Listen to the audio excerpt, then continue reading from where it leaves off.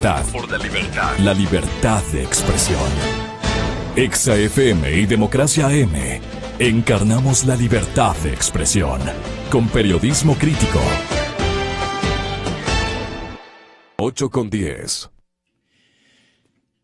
Bueno, con el susto que me hace pegar el compañero de la consola, presento un saludo de bienvenida al señor licenciado Jorge Ortiz, distinguido compañero, al respetable académico, canciller de una prestigiosísima universidad ecuatoriana, la UDLA, al señor embajador don Marcelo Fernández de Córdoba, con enorme experiencia en relaciones internacionales y en los gestos que distinguen a una comunidad, a una sociedad que es el área diplomática, desaparecida durante esta última década prácticamente, y ahora recibiendo el beneficio de un canciller importado que a veces no sabe reaccionar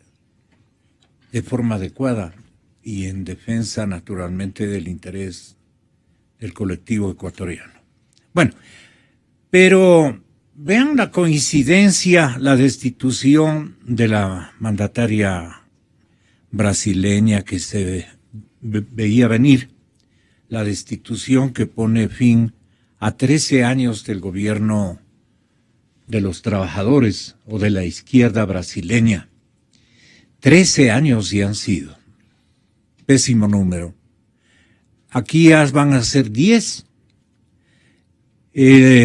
La primera pregunta solamente para conectarnos con el gran público es: ¿por qué termina el socialismo del siglo XXI, que lo amasó un evento importantísimo que se desarrolló precisamente en el Brasil con la presencia de Fidel Castro como, digamos, símbolo de esa unidad que él exigía de sus colegas de izquierda? Y en el reino del partido o del gobierno de los trabajadores, allí configuraron una secuencia de regímenes de izquierda con un mismo modelo. El modelo les falló, la vejez del comandante, errores que se cometieron, o simple y llanamente la economía dejó de funcionarles y concluyó el ciclo por el que el modelo era bueno. Es decir, gasto público como base fundamental, ¿no es cierto?, de esta doctrina o de este modelo de gobierno. Esto les pregunto inicialmente, ¿a qué estamos asistiendo este momento? Porque ya todos se nos van. Y lo último que está ocurriendo en el Ecuador también es parte de esto, a manera de interrogante. Entonces ahí sí necesito la concurrencia tuya, Jorge, porque tú eres el periodista. Todos son periodistas de alguna manera, o somos periodistas. Pero tú tienes el enfoque adecuado. Hablo en titulares. Exactamente. Bueno, yo te diría, Gonzalo, que sí, que estamos presenciando el colapso de este modelo de socialismo del siglo XXI. Yo creo que es la conclusión de un ciclo. Y yo creo que sí, no va a ser fácil, ni podemos dar por supuesto que es cuestión de meses que se termine esto. Pero yo sí creo que estamos en los estertores de la muerte de este sistema, por una razón muy simple, porque la década dorada, la década de los precios explosivos, de los precios maravillosos de las materias primas, el boom de los commodities, terminó. Este régimen, este modelo es un modelo fallido.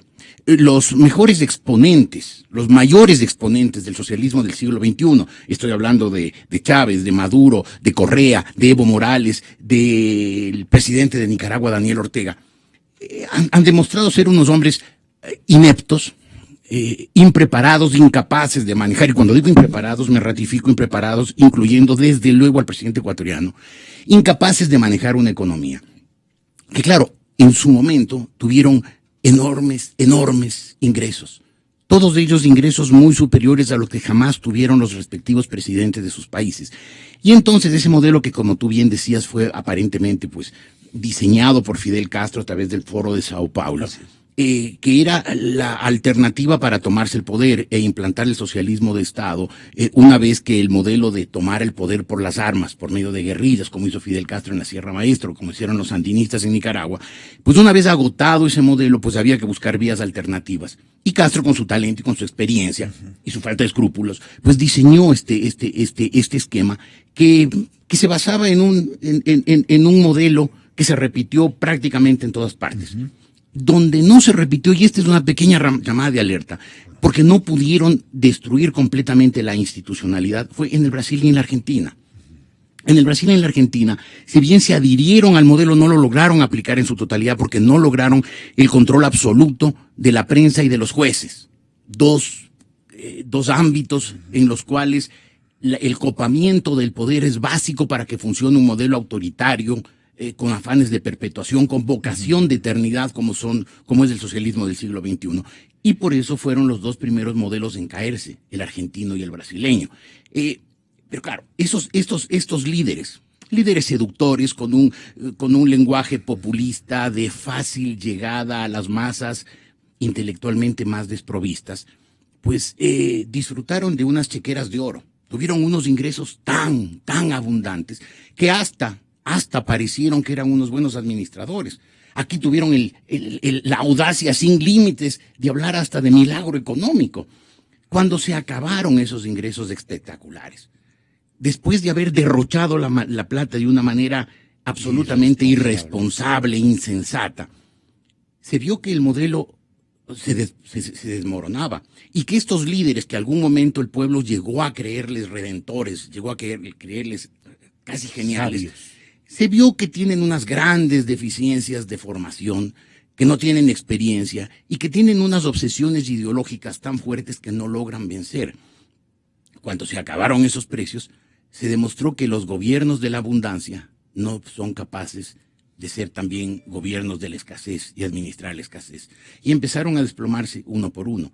Se cayeron primero el argentino y el brasileño por eso, porque creo yo que no lograron el copamiento total del poder que el modelo exige. Falta que se caigan, pero creo yo que pronto ocurrirá.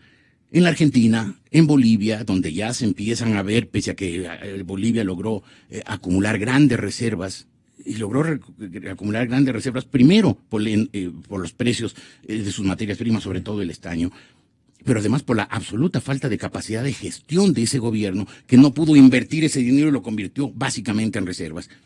Y se está cayendo también pues en Nicaragua, donde ya se ve que Daniel Ortega hace esfuerzos desesperados por perpetuarse, por dejar a la mujer en la presidencia. Y en el Ecuador, donde es evidente pues que el correísmo está viviendo sus últimos meses, a pesar de que está haciendo todas las trampas y todas las mañas para tratar de quedarse. Y creo que tenemos que estar advertidos. Si bien yo creo que estamos en el colapso, en la etapa terminal del socialismo del siglo XXI, y que el chavismo, el madurismo, el correísmo, el levismo están agonizando, creo que hay que tener cuidado, porque estos líderes tendrán que responder no solo ante la historia, probablemente también ante la justicia. Y para evitarlo pueden ser capaces de cualquier cosa, y cuando digo cualquier cosa, digo cualquier cosa. ¿Cualquier cosa como qué? Carlos Larreate, bienvenido, señor doctor. Buenos días, Gonzalo. Es un privilegio estar en Radio Democracia, acompañado de amigos, de ilustres analistas como Jorge y Marcelo. Bueno, el socialismo del siglo XXI efectivamente está pues en su etapa terminal.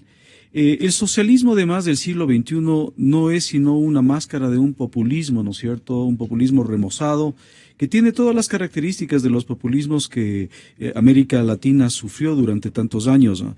Esto del socialismo es simplemente un ropaje, ¿no es cierto?, que pretende dar una cierta legitimidad política e ideológica a un proyecto que no existe. En el fondo, el socialismo del siglo XXI es un grupo de personas con sus familias que realmente han asaltado el poder y que se han apropiado de él para simplemente gobernar en función de su visión personal. Y no es coincidencia, por ejemplo, que en el gobierno llamado del socialismo del siglo XXI, repito, debería ser simplemente calificado como neopopulismo, convivan, coexistan tendencias diferentes, porque obviamente hay sectores de izquierda radicales, como por ejemplo el que representa el señor Ramírez en el CES, pero hay sectores más bien pro-empresariales, más bien rentistas, como la señora Natalie Celi o el grupo mismo del doctor Alexis Mera, que no tienen nada en común, ¿no es cierto? Es decir, entre Ramírez y, por ejemplo, y Natalie Celi, o entre Ramírez y Alexis Mera, pues no hay nada en común. Entonces, simplemente son grupos que se han apoderado, pero esto efectivamente es, yo creo que el final... Son despachos jurídicos en el caso de el señor Alexis. Sí, son grupos de poder, como digo, que han administrado un estado rentista en donde todo, absolutamente todo,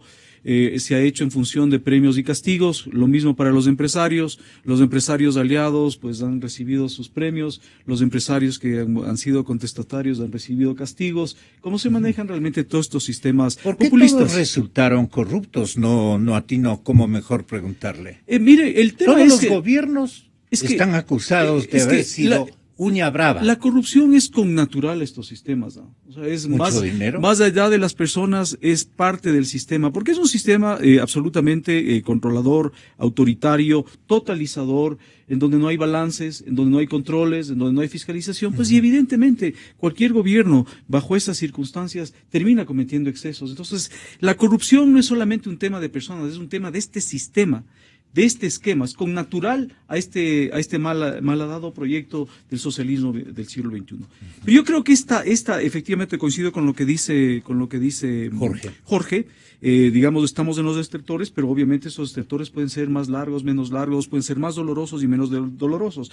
Miremos lo que está sucediendo en Venezuela, es un país que está absolutamente colapsado y sin embargo ellos tienen ahí todavía un cierto control y pues nadie les saca de la presidencia. Obviamente hay una diferencia sustantiva, que es que ellos lograron controlar el aparato de las Fuerzas Armadas, cosa que no sucede aquí. Pero yo creo que el socialismo del siglo XXI y sus detractores debe llamar también al país a una profunda reflexión, porque de alguna manera todos somos responsables de que esto haya llegado a la historia del país. Son responsables los partidos políticos de la época de la partidocracia, obviamente por su distanciamiento con el país, con el pueblo, con los deseos de los electores. Son responsables también los miembros de la prensa, que en muchas ocasiones metieron en el saco a todos los actores, desprestigiaron a todo el sistema político, desprestigiaron a la democracia representativa. Somos responsables los ciudadanos, que permitimos que existan todos estos excesos y simplemente estábamos contentos porque había dinero del petróleo que nos permitía consumir. Pero no nos preocupamos de las libertades, no nos preocupamos de la democracia, no nos preocupamos de la justicia. Son evidentemente responsables los empresarios y las élites, ¿no es cierto? ¿Y la academia? ¿Y la academia? Mire, la academia ha guardado un silencio vergonzoso durante todos estos años, ¿ah? Muchos han pensado que simplemente agachando la cabeza, aceptando todo lo que se impone desde el poder, lograban salir adelante, renunciando además a su vocación como universitarios librepensadores. Han pensado solamente en la universidad como negocio. Ni siquiera eso a veces en intereses personales. Miren las universidades públicas. Las universidades públicas se han comportado realmente como dependencias del gobierno. Y algunas universidades privadas, digo algunas porque yo creo que hay excepciones ahí, algunas universidades privadas se han portado igualmente como una serie de empresarios rentistas. Entonces, el panorama es desolador, pero yo creo que aquí no solamente hay que culpar a este gobierno que ha destruido la economía, ha destruido las instituciones, nos deja un país dividido, nos deja un país con enconos, con conflictividad, sino también toda la sociedad, porque la llegada de Correa es la consecuencia de todos estos excesos. Aquí también tienen que hacer un mea culpa los militares por sus aventuras a finales del siglo pasado y a comienzos, ¿no? De ellos. Aunque ahora están demostrando más madurez, sí. Yo creo que en estas circunstancias, reacciones vergonzantes, ¿no?, que tienen ellos. Porque también ellos se han dejado la Marina, se han dejado humillar, se han dejado pisotear durante todos estos años. Imagínense lo que es que le pongan de ministro de Defensa al señor Javier Ponce, que ha sido el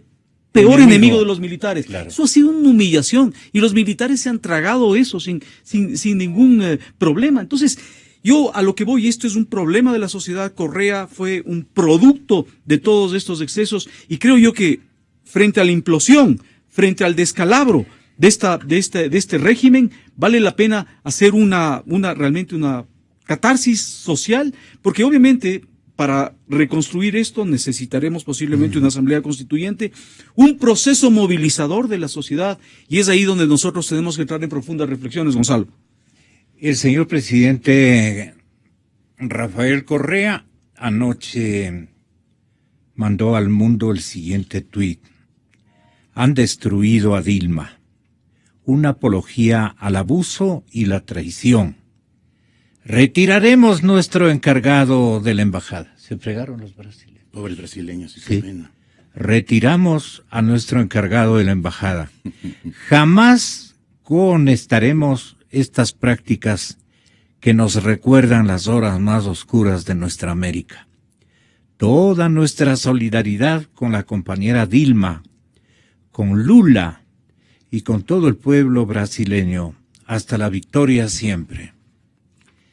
Es el tuit.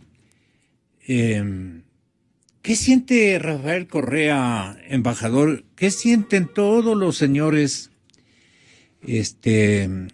los jefes de Estado, los gobiernos que gestó el socialismo del siglo XXI?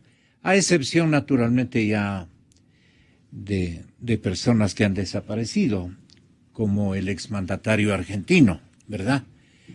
Pero los Kirchner están todavía vivos. Y la parte medular de mi interrogante es, ¿no cree que con los electores que tiene América Latina, esta gente está pensando, volveremos, dicen, y volverán? ¿Usted cree que sí o que no?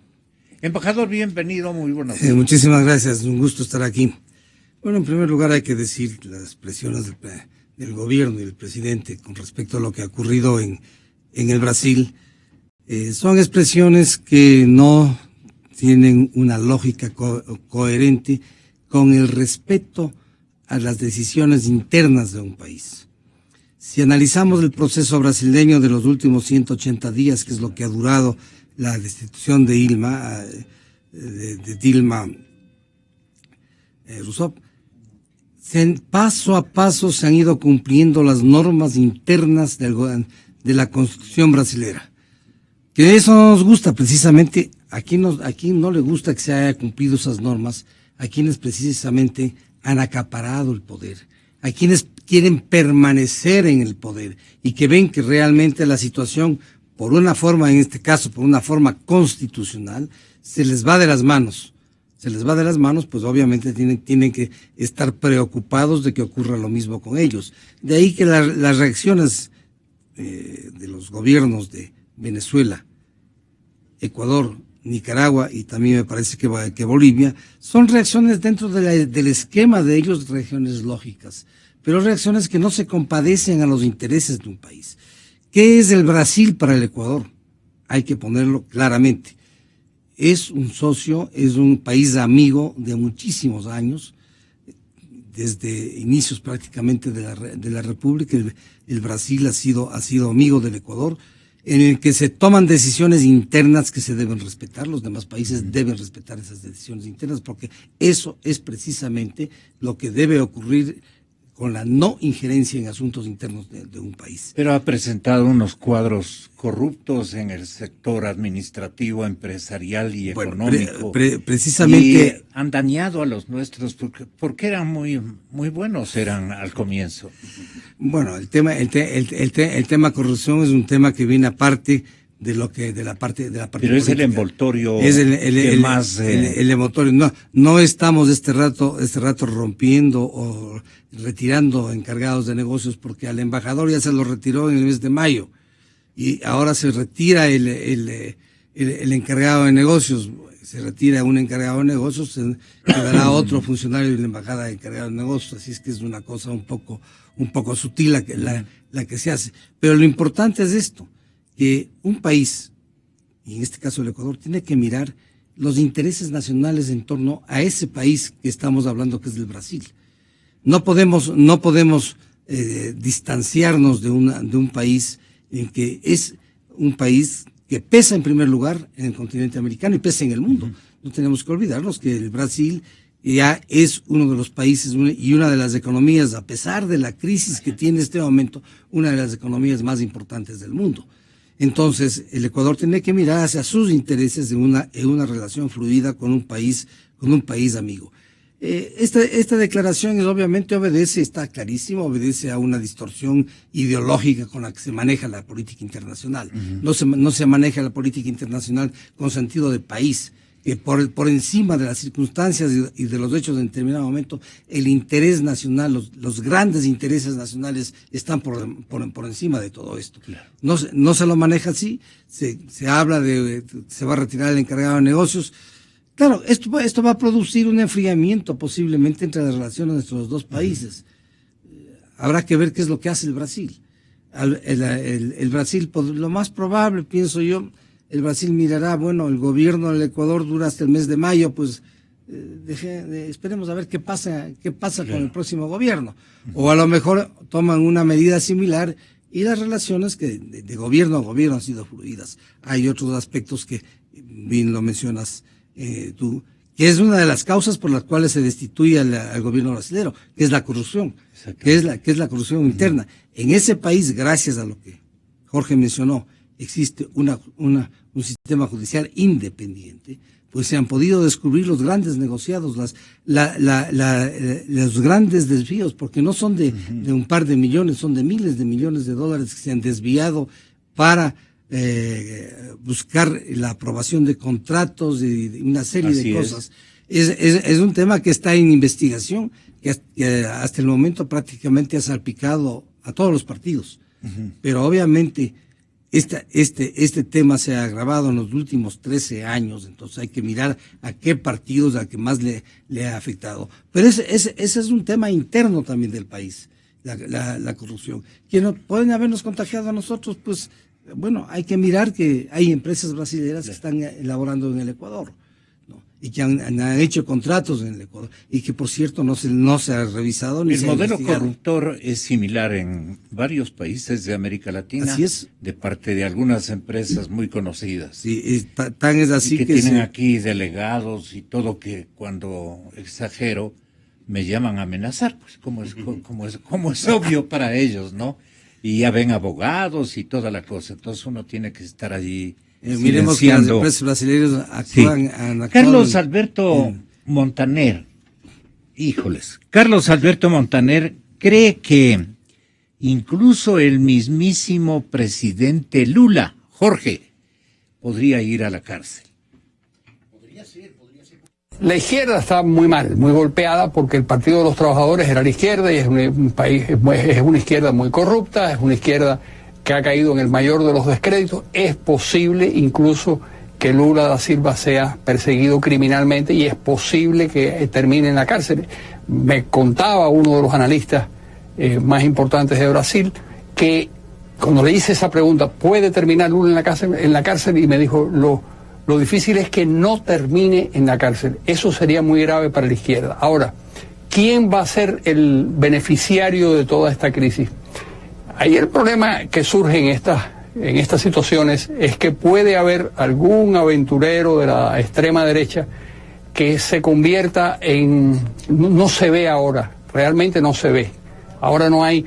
Todos los partidos políticos están en el suelo, todos los partidos políticos tienen un nivel de descrédito muy grande, pero pudiera ser que en una situación como esta surgiera algo parecido a una cabeza fascista, derechista, qué sé yo, que prometa poner orden en el manicomio. Y eso es muy peligroso, porque ese tipo de orden realmente no funciona. No, hay una cosa positiva en todo esto, y es que cualquiera que gobierne a partir de ahora, tiene que ser muy escrupuloso y muy cuidadoso, y tiene que terminar lo que ha sido la norma desde hace siglos en Brasil, que es que el gobierno y el aparato productivo son una especie de mafia que se compenetra y en donde hay una especie de capitalismo de compadreo. Eso tiene que acabar y tiene que funcionar el mercado de una manera más transparente, tiene que funcionar la ley de una manera más clara, y eso va a ser positivo para los brasileños. Exa-FM. Que el mismísimo Lula vaya a la cárcel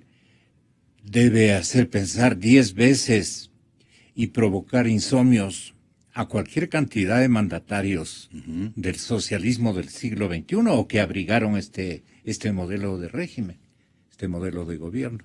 Entonces, ¿por qué se puede librar el Ecuador?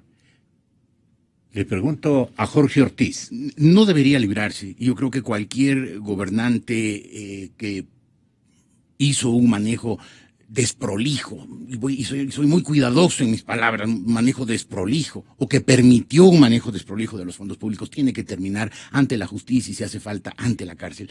Pero yo acusado ¿de qué? ¿De irresponsable? No hay penas mayores para... Y la irresponsabilidad o el provocar un desajuste es cuestión ideológica, van a decir a los jueces, los mismos jueces que prevalecerán, incluso contratados hasta el desenlace de todo esto. Es que, pues, lo que se sabe, por lo menos en el caso del Brasil, con Lula, pues no es simplemente que el manejo de la economía durante su gobierno fue desprolija, sino de que él y su hijo, dicen, pues se han enriquecido significativamente. Si me permites, Gonzalo, yo quisiera hacer una acotación a algo que dijo el doctor Montaner. Venían a los despachos presidenciales a palanquear determinadas cosas. Eso dicen, sí. Montaner advierte, y creo yo que con muy buen la juicio, dirección del despacho presidencial. ¿A dónde fue? Montaner advierte sobre el peligro de que después de esto que está ocurriendo en el Brasil vayan a aparecer líderes de la extrema derecha. Yo creo que esa advertencia es muy válida, porque América Latina ha tenido una historia muy turbulenta, ¿no? El siglo XIX, su primer siglo de la independencia, fue un siglo de caudillos. Fue un siglo en que había una especie de lucha entre conservadores y liberales, los conservadores que tenían un lema que era Dios, patria y familia, y los liberales que, acogiéndose a la Revolución Francesa de 1789, decían libertad, igualdad y fraternidad. Entonces, en este conflicto entre Dios, patria y familia y libertad, igualdad y fraternidad, América Latina vivió un siglo XIX absolutamente conflictivo, lleno de guerras civiles, de inestabilidades, de dictaduras largas, de dictadores con afanes de perpetuación. Cuando llegó el siglo XX, la situación cambió. Pero seguimos con esta cosa pendular. Ya no era entre liberales y conservadores, sino gran parte del siglo XX fue un péndulo entre regímenes militares y regímenes civiles. Se rescataba la democracia, el Estado de Derecho, había un problema, intervenían los militares, tomaban el poder, decían que iban a reparar las cosas, fracasaban, volvía el gobierno civil, y así América Latina se pasó prácticamente sin interrupción hasta 1970 aproximadamente, cuando se terminó ese movimiento del péndulo entre civiles y militares. Pero ahí caímos en otro péndulo, entre los gobiernos a los que con gran desconocimiento se les llamó neoliberales, y aquellos que empezaron a tener proyectos socializantes, entre ellos el socialismo del siglo XXI. Y América Latina volvió a este movimiento pendular, a darse de bandazos, de extremo a extremo, entre los neoliberales, o como se los deba llamar, privatizadores, por ejemplo el caso del presidente Menem en la Argentina, por mencionar un caso visible, y estos experimentos socializantes perversos y fallidos, como el chavismo y sus imitadores, entre ellos el señor Rafael Correa. Hoy, cuando se ve que ese movimiento del péndulo hacia la izquierda, cuando se ve que el socialismo del siglo XXI se desploma víctima de su fracaso, de la ineficiencia del modelo, hay que advertir, como lo hace Montaner, creo yo que cuidadosamente, y no volver a caer en el péndulo, no pasarnos ahora como nos hemos pasado los latinoamericanos a lo largo de la historia, yendo de un extremo al otro, dándonos bandazos, permitiendo y hasta impulsando el movimiento del péndulo. Ojalá ahora buscar América Latina, un centro de equilibrio, el justo medio que decía Aristóteles, bueno, algo que logre compatibilizar la eficiencia del mercado, la validez del mercado como distribuidor de los recursos, con la preocupación por los desvalidos.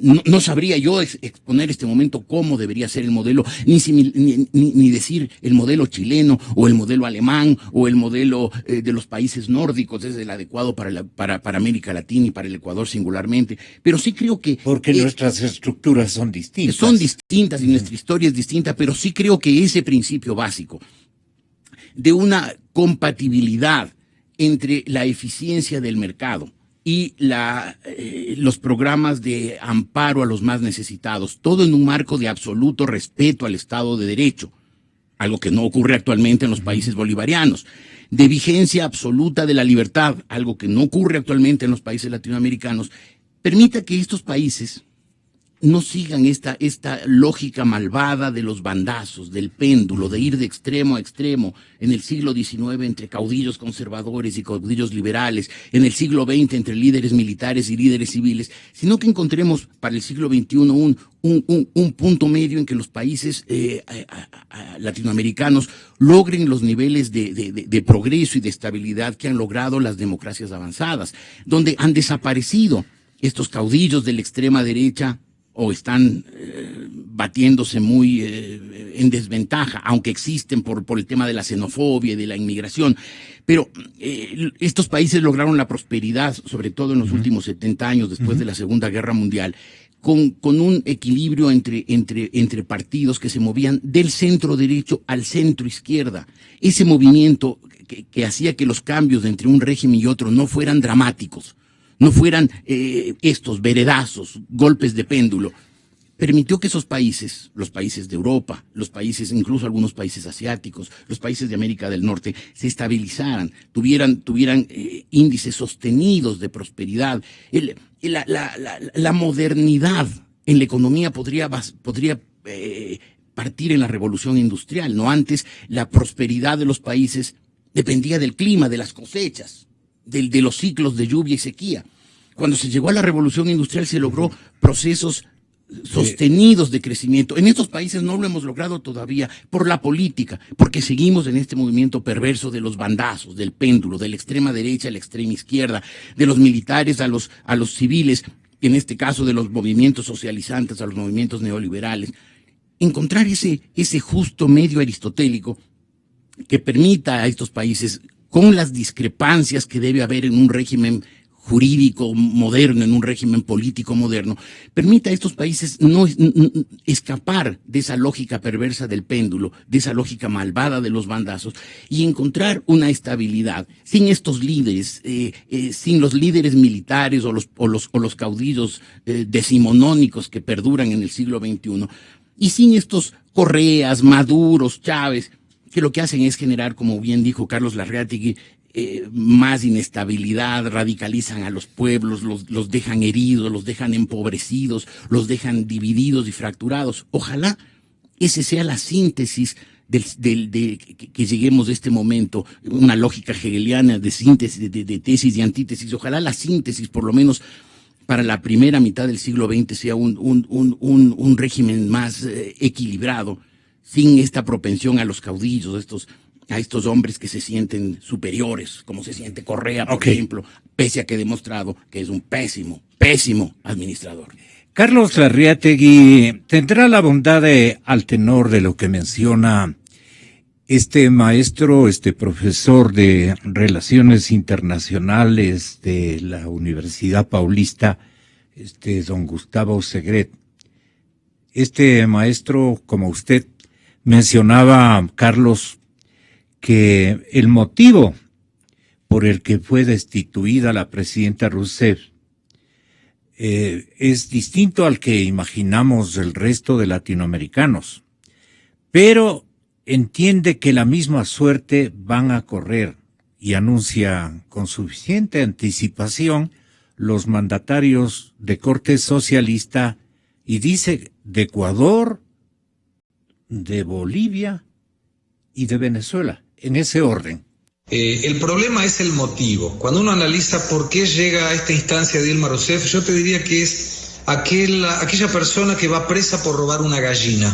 Entonces, pero por una gallina vas presa, sí, porque la ley dice que vos no podés robar, no importa cuánto robes. En este caso en particular no se trataba de un acto de corrupción, no estaban hablando de robo, pero el motivo jurídico para el juicio político fue realmente torpe. Dilma utilizó recursos de bancos públicos para pagar gastos corrientes a único efecto de no tener que pedir la autorización al Congreso para tener déficit fiscal. Y existe en Brasil una ley de responsabilidad fiscal que conspira contra esa idea. O sea, si el presidente de la República va a tener déficit, tiene que pedir autorización. Dilma no lo hizo, le dio el motivo jurídico para el juicio político. Ecuador, Venezuela, Bolivia, a través de la cuenta de su presidente Evo Morales, han llamado a consulta a sus embajadores. ¿Era previsible que esto ocurriera? La intención de alguna manera de apoyar un gobierno que se está yendo, con una Dilma Rousseff totalmente debilitada políticamente hablando, y de alguna forma esto trata de mostrar que América del Sur no está alineado ni con Argentina ni con Brasil por ahora. Pero esto puede ser algo contradictorio para estos países en las próximas elecciones, y colocaría como principal ejemplo Venezuela. Cuando los gobiernos son colocados en función de algo que un gobierno de izquierda no consigue hacer porque fue mal administrador o porque se queda sin recursos, esto puede ser una llamada de atención para que las cosas cambien en una América Latina que, a través de gobiernos de izquierda populistas, como se lo denomina, ha hecho algunos errores, ha cometido algunos errores. O los corrige o tendrá serias dificultades para mostrar a sus pueblos que las cosas no van a cambiar. Exa FM. Esto a uno le anima a preguntar lo siguiente, de forma directa. ¿Por qué caen las franquicias? Porque esto fue una franquicia. Este modelo, copiado entre ellos, inspirado en algún trabajo de pseudo-investigación de unos europeos que trajeron acá con apoyo especialmente de Francia, de la intelectualidad de izquierda de Francia y de España especialmente, le trajeron acá y le vendieron al señor Chávez. El señor Chávez le dijo, ¿qué te parece, maestro Fidel, este modelo? Hasta ese momento no decía nada porque hacía callar Fidel a su hermano. Don Raúl no decía absolutamente nada hasta ese momento. A mí me parece muy interesante, pero habrá que hacer estos recambios y todo lo demás. Franquicia, a repartir. Este joven que al parecer tiene asegurada la presidencia de la República en el Ecuador, a él está de convocarle para que... Y entonces de lo que Fidel Castro pensaba de Rafael Correa, de que es un hombre más bien medio derechoso, que podía traicionar al Castro chavismo, no le tenía mucha confianza el comandante cubano de lo que se conoce y conoce el señor presidente Correa. Él conoce esto. Entonces, después le tocó hacer un montón de méritos a Correa para agradar y que el comandante confíe un poco en él. Pero ya cuando vino la franquicia, al primero que lo chantaron es al presidente ecuatoriano. Y el presidente ecuatoriano con Alberto Acosta también, que no era un bebé de brazos, pues en ese tiempo. Y toda esa cantidad de economistas que se hicieron aquí y que llevaron el nombre de movimiento alternativo en materia económica, y que aquí hicimos una lucha tenaz, digamos, por hacer reflexionar sobre lo mal que estábamos en materia económica en términos de inequidades, especialmente inequidades sociales o socioeconómicas. Todo eso hay que recordar. Entonces, cambió el presidente, porque ya se entregó al modelo castrochavista y ahí nos complicó la vida a todo el Ecuador. ¿Usted no ve así, Carlos, la situación que se originó aquí, como ubicando como socio del socialismo del siglo XXI a nuestro país? Sí, sin duda. Yo creo que Latinoamérica en ese momento, atravesaba una seria crisis institucional. Las democracias, por diversas razones, no habían respondido a las expectativas de la población. Como decíamos, es la llamada, yo creo que también inapropiadamente, época de la partidocracia, ¿no es cierto?, de la desconexión de estas organizaciones políticas. Y ese momento que Laclau, que es el inspirador teórico de todos estos bolivarianos, llama el momento populista, fue aprovechado, ¿no es cierto?, sin duda primero por Chávez, que estuvo bendecido, ¿no es cierto?, por las por la bonanza petrolera y por los ingresos petroleros.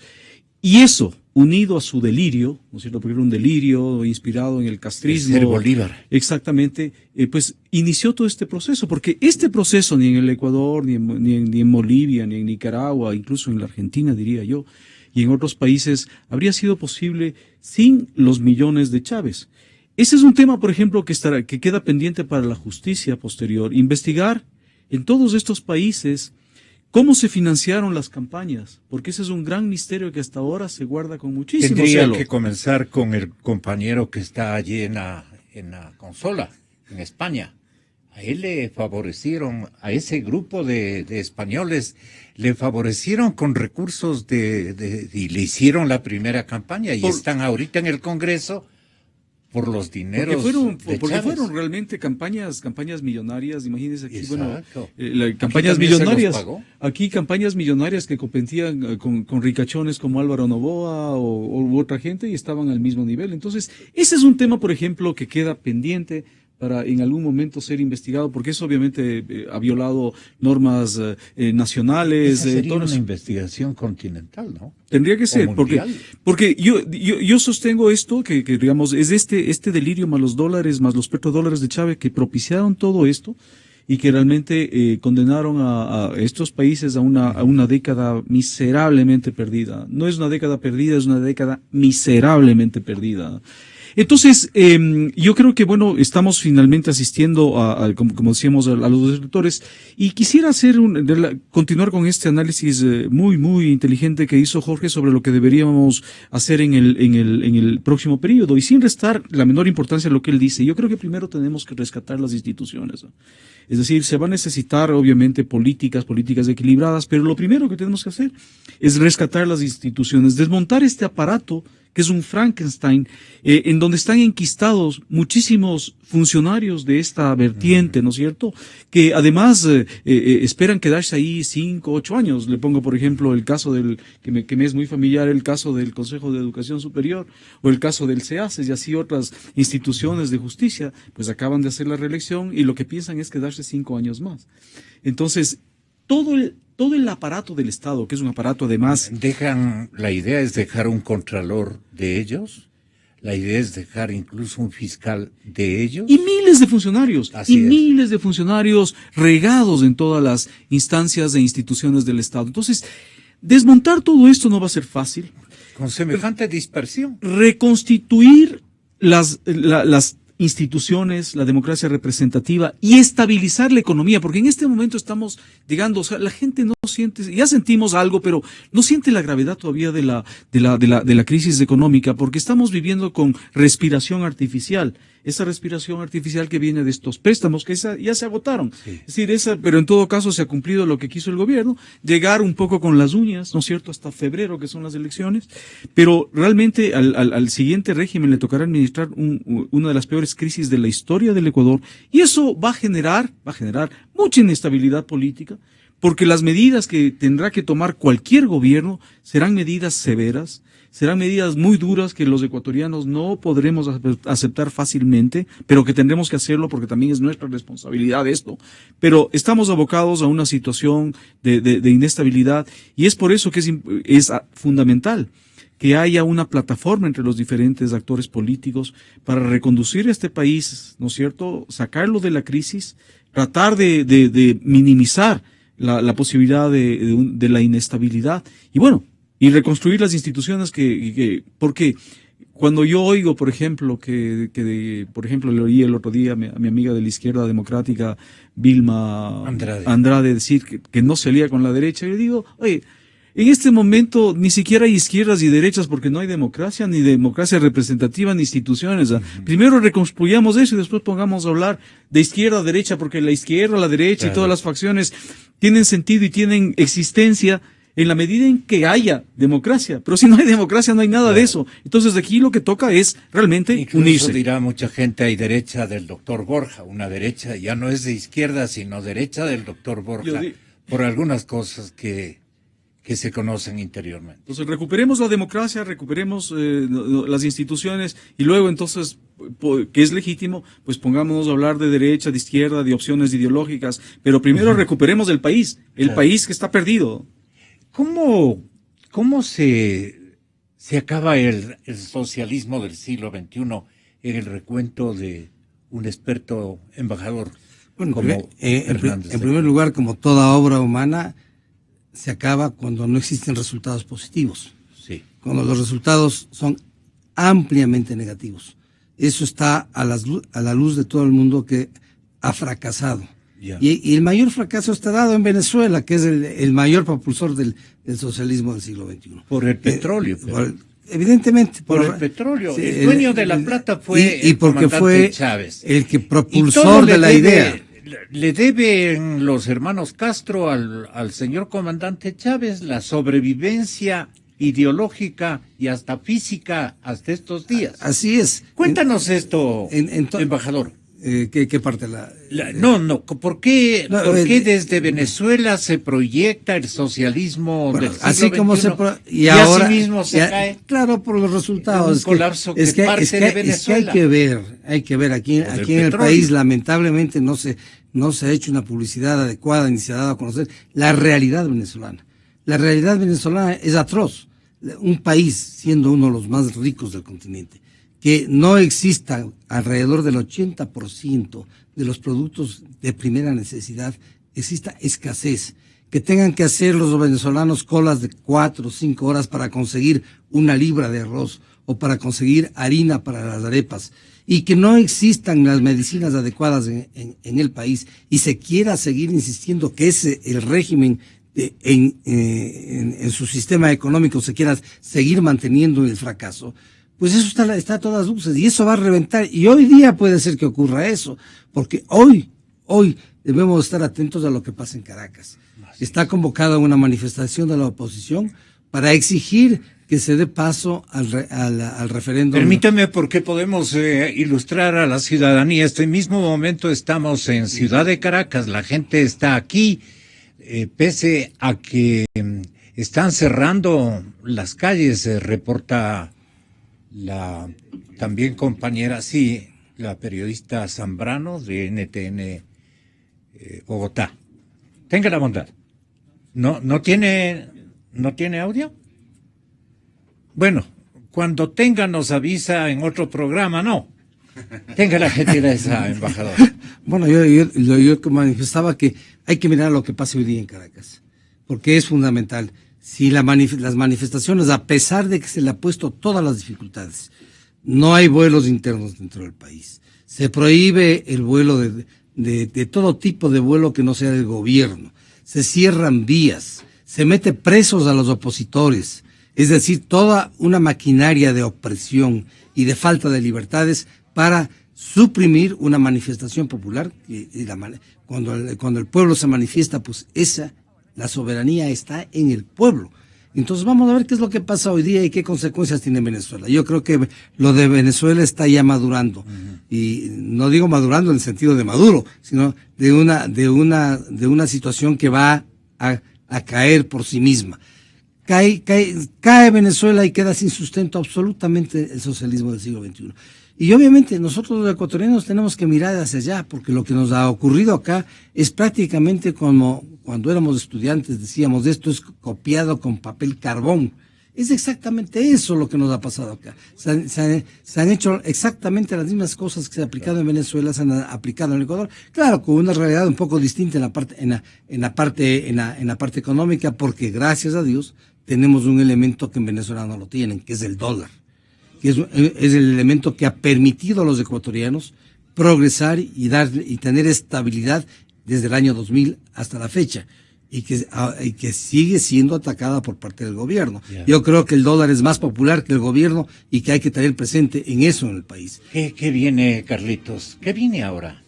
Bueno, ¿y qué viene ahora, Jorge Ortiz? Para terminar, ¿qué ven ustedes no? Primero ustedes, doctor Larrea. Empecemos por la academia. Sí.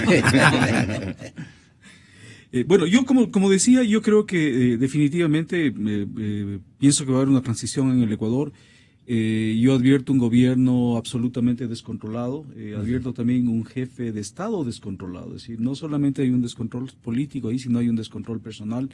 Este último episodio con los militares realmente es lamentable, pero da la medida de que se ha perdido completamente el libreto, es decir, es algo realmente que llama la atención y que pues produce verdaderamente sorpresa, porque es algo inédito en la historia de la República, ¿no?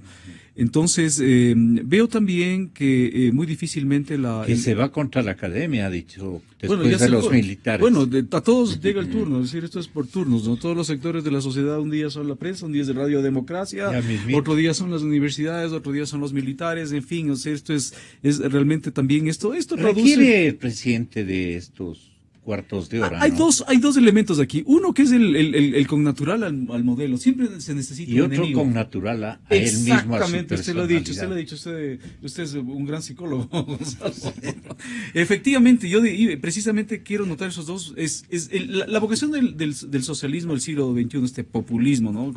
Con este membrete, es precisamente siempre mostrar un enemigo, siempre mostrar un contradictor, siempre mostrar a alguien a quien atacar, a quien endosar las culpas, a quien endilgar los problemas. Es parte de ese discurso que además no es de ahora, ha sido siempre de los populistas. Recordemos a Perón y recordemos a todos los populistas del mismo doctor Velasco Ibarra aquí en el Ecuador. Siempre hay un enemigo, la oligarquía, el imperio, obviamente cuando ya se acaban los enemigos exteriores, pues comienzan los enemigos interiores. Entonces aquí todos son enemigos del gobierno y del presidente Correa. Pero también es el ánimo, es ese carácter del presidente, que es un carácter pendenciero, poco conciliador, agresivo, descalificador, insultante, entonces que también abona en esta dirección.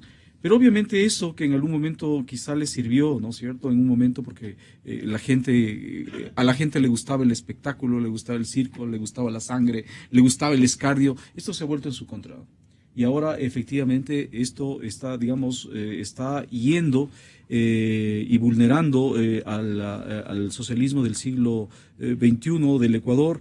Y el presidente en este momento, más allá de las encuestas, estas de perfiles de opinión, que me da una pena enorme que estando el ilustre amigo Barber detrás, que a quien pues obviamente todos respetábamos muchísimo, se den estas cifras tan mentirosas, tan falsas, en el sentido de que el gobierno conserva más allá del 50 y el 60 de popularidad. Sí, ya se pasa la distinguida dama. Cuando la realidad es otra y el presidente ya no tiene apoyos.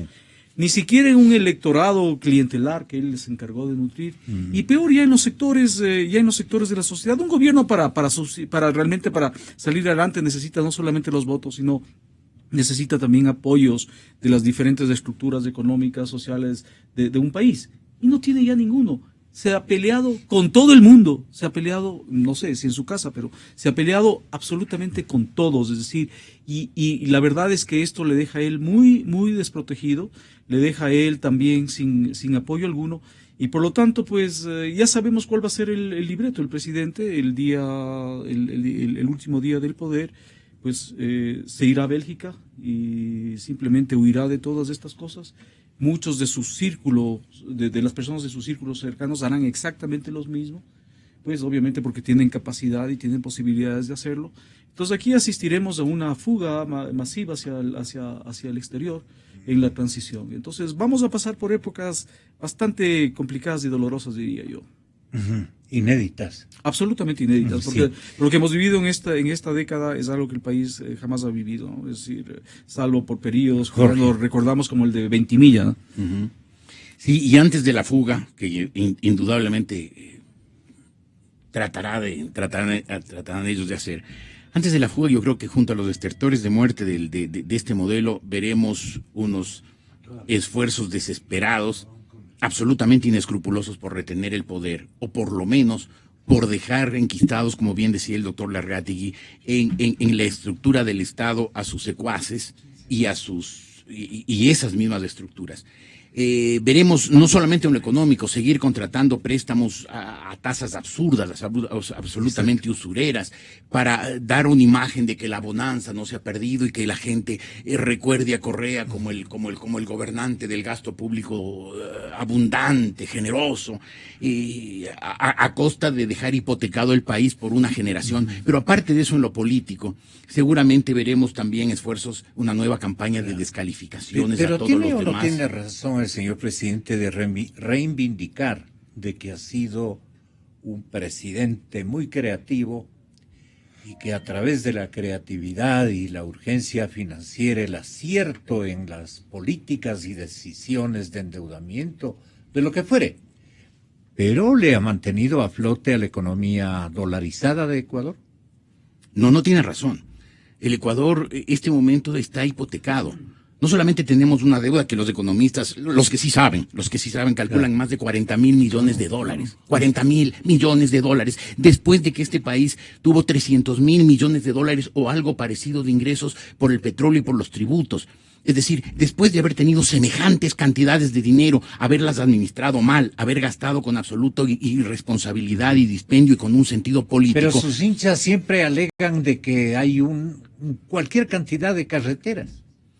Lo menos que se le podía pedir al gobierno es que con semejante cantidad de dinero, adicto al correísmo, que con semejante cantidad de dinero y a lo largo de 10 años de poder absoluto no hubiera hecho unas pocas carreteras.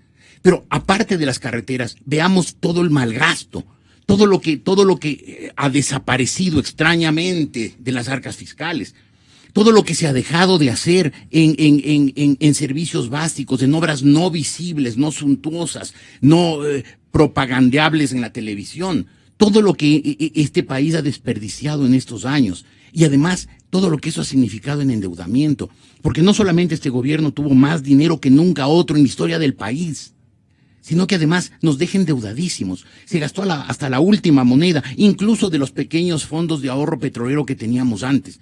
Sino que además deja endeudado al país 40,000 millones de dólares. Es una cantidad brutal. Es más que el 100% del presupuesto actual del Estado de un año. Además con endeudamientos a tasas altísimas y plazos cortos. Es decir, Correa lo que hizo es gastar. Eso engañó a mucha gente, la gente intelectualmente más frágil. Vio las carreteras y dijo, qué maravilla, qué gobernante. Con tanta plata y tanto tiempo, lo menos que podía hacer era 4 carreteras. Pero no dejarnos del país en ruinas como nos está dejando Correa. Muchísimas gracias, Jorge. Muchas gracias, Marcelo. Carlitos, hasta la próxima. Muchísimas gracias por haber estado aquí. Voy a invitarle, váyase nomás. Bueno, Carlitos, hay una información, un sismo 4.3 en Bucay, provincia del Guayas. Más o menos, ¿a qué horas? A las 8:35. Nuevamente, 4.3, escala Richter. Ok, en Bucay, provincia del Guayas, cerca a la provincia de Bolívar. Por allí más o menos se ubica Bucay. Marcelo, muchas gracias por la bondad. Bueno, ocurre que queremos nosotros señalar que en materia tecnológica, señores oyentes, en materia tecnológica nos decimos que somos unos inútiles y no hay tal, por decir algo.